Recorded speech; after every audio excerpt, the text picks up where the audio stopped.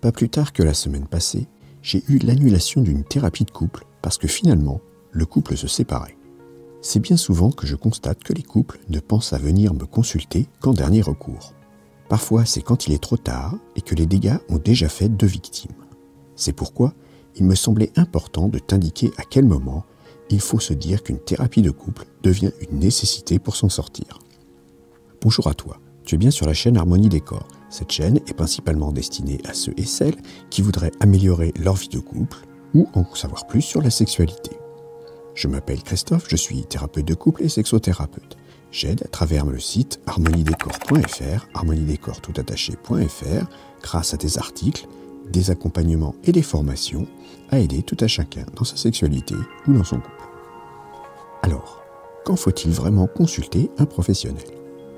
En réalité, le plus compliqué est de se rendre compte qu'il y a un problème dans le couple. En effet, bien souvent, chacun va minimiser les crises. Tu vas te dire que c'est normal d'avoir des difficultés dans un couple et que chaque duo connaît des hauts et des bas. Pourtant, lorsque le couple procure beaucoup plus de déplaisir que de moments heureux, il est grand temps de s'inquiéter. Il est vrai qu'il faut généralement arriver à prendre un peu de recul pour se rendre compte que quelque chose ne va pas bien. Bien souvent, l'expertise d'un professionnel permettra facilement de déterminer ce qui cloche afin de suggérer les parades envisageables face aux problématiques. Mais ce que je déplore le plus souvent, c'est que souvent les couples qui me contactent attendent le dernier moment. Or, c'est malheureusement bien tard, car les difficultés sont bien installées et ils ont déjà fait beaucoup de dégâts à chacun des membres du couple. J'utilise la métaphore suivante pour bien poser le problème. En général, on commence à prendre rendez-vous chez son médecin généraliste lorsque la toux devient persistante et qu'on a un début de fièvre. On n'attend ordinairement pas d'être au bord de la mort pour aller consulter. Eh bien, pour les thérapies de couple, c'est pareil. Plus la complication est prise tôt, et meilleures seront les chances de revenir à une situation bien plus apaisée pour chacun. Les efforts pour y arriver seront aussi bien moindres. Il arrive également que l'un des membres dans le couple se rende compte qu'un problème est bien présent. Cependant, le ou la partenaire reste de marbre devant les allégations de l'autre. Ce déni empêche le couple de venir demander de l'aide pour travailler sur les difficultés. Malheureusement, fermer ainsi les yeux devant l'évidence ne va jamais servir personne. C'est même souvent bien pire de demeurer dans le reniement, puisque non seulement le souci n'est pas pris en charge, mais il risque en plus de s'aggraver. Dès lors, la meilleure décision à adopter, alors, est d'imposer à son ou sa partenaire, dans le déni, de se faire accompagner rien que pour avoir déjà un avis neutre sur la situation auprès d'un thérapeute. Maintenant que je viens de t'expliquer quand il faut se poser la question de consulter, il est temps de passer en revue les principaux problèmes que tu peux rencontrer. La plupart des couples qui me contactent n'arrivent plus à s'entendre ou ne se comprennent plus. La communication est cassée ou n'a jamais été à la hauteur pour leur permettre de bien appréhender les besoins de chacun. Ce que les partenaires oublient souvent, c'est qu'il faut réussir à bien s'écouter. Or, généralement, quand les problèmes adviennent, on se recentre sur soi et l'on est de moins en moins dans l'écoute de l'autre. Pour ceux et celles qui ne voudraient pas en arriver là, je propose déjà une formation pour une meilleure communication en couple. Tu retrouveras le lien vers le site dans la description. Pour ceux et celles qui ne parviennent vraiment plus à communiquer, une séance en thérapie de couple sera certainement bénéfique. Beaucoup de couples que je reçois en consultation m'indiquent qu'avec les années, ils en sont venus à vivre l'un à côté de l'autre, mais en s'oubliant totalement en tant que couple. Souvent, avec l'arrivée des enfants, le travail et l'installation d'une routine mortifère, chacun garde son rôle de parent, mais ne parvient plus à retrouver celui d'amant. Ainsi, plus les habitudes se perdent, plus ensuite il est difficile de renouer avec elles, et plus cela demande d'efforts.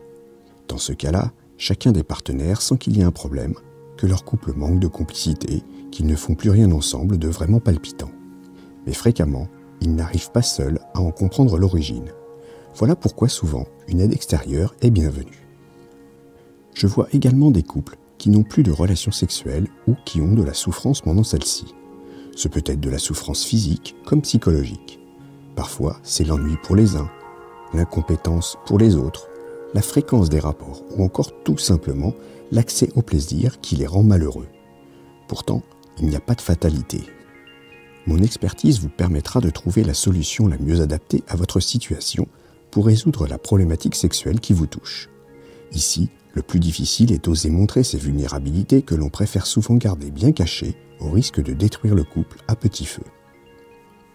L'un des drames du couple, c'est lorsque l'un des partenaires ne ressent plus d'attraction ou de sentiment pour l'autre. Pourquoi est-ce une catastrophe ? Tout simplement parce que les sentiments ne se contrôlent pas.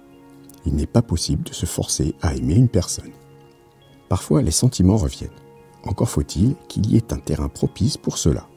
Or, pour que ce terrain soit présent, il est indispensable que les deux partenaires y mettent fortement du leur.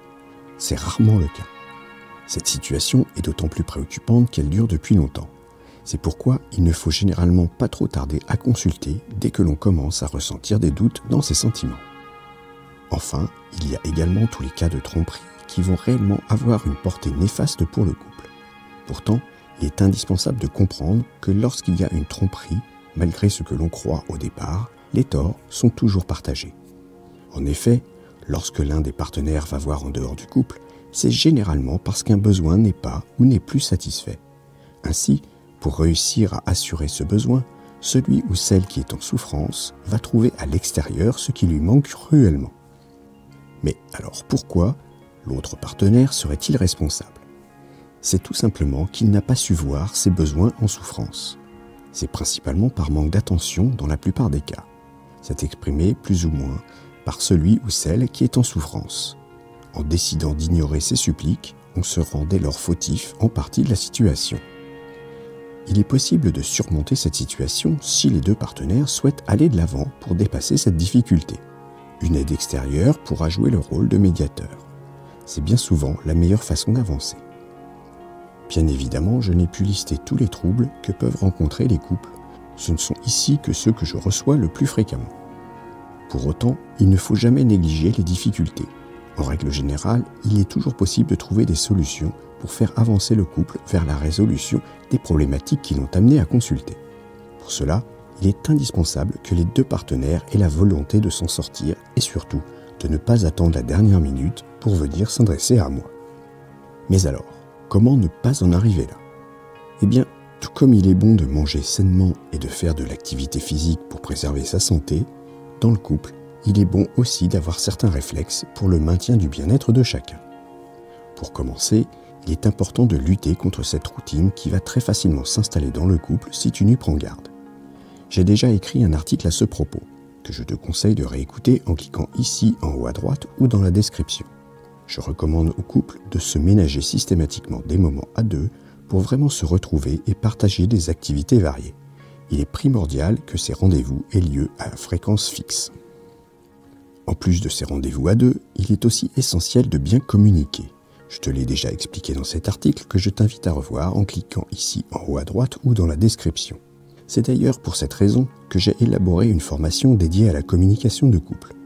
Ce n'est malheureusement pas quelque chose que l'on apprend ni dans notre parcours scolaire, ni par l'héritage familial. Pourtant, c'est indispensable pour conserver une belle harmonie dans le duo. Pour finir, j'encourage fortement les couples à faire des bilans. On l'oublie fréquemment, mais s'arrêter et prendre du recul pour analyser la période passée permet bien souvent de trouver des solutions pour éviter les problèmes futurs. C'est pour cela que je recommande de réaliser un contrôle technique de couple, comme je l'explique dans cet article dont je te mets le lien en haut à droite et dans la description. Avoir le temps d'échanger sur les mauvais moments, mais aussi sur les bons, autorise ainsi à capitaliser sur l'expérience pour reproduire des comportements positifs en prévenant ceux qui vont pénaliser la relation. J'espère maintenant que tu auras compris qu'une thérapie aide réellement les couples lorsque des problèmes les assaillent. Cependant, pour qu'elle soit efficace et permette au duo de se remettre sur la bonne voie, encore faut-il qu'elle soit faite à temps. C'est pourquoi il est préférable de prendre rendez-vous rapidement. Pour remercier ceux et celles d'entre vous qui seraient restés jusqu'au bout, j'offre 20 € de remise sur le forfait de thérapie de couple. Pour en profiter, il te suffit de te rendre sur harmoniedécor.fr dans la rubrique Accompagnement, puis de commander une séance en indiquant le code promo surprise 10 tout attaché, surprise en toutes lettres et les chiffres 1 et 0. Je fais très rarement de promotion sur mes accompagnements. Cette promotion est limitée aux 10 premières personnes qui utiliseront ce code avec le forfait thérapie de couple. Alors, n'attends plus qu'il soit trop tard. Merci d'avoir écouté cette vidéo. Pour aller un peu plus loin et rejoindre le cercle des fins connaisseurs pour une sexualité épanouie, je te conseille de t'abonner à la newsletter. Tu retrouveras l'article complet, il te donnera plus de conseils et des astuces. Abonne-toi à la chaîne, active le petit pouce bleu, éventuellement ajoute un commentaire et à bientôt.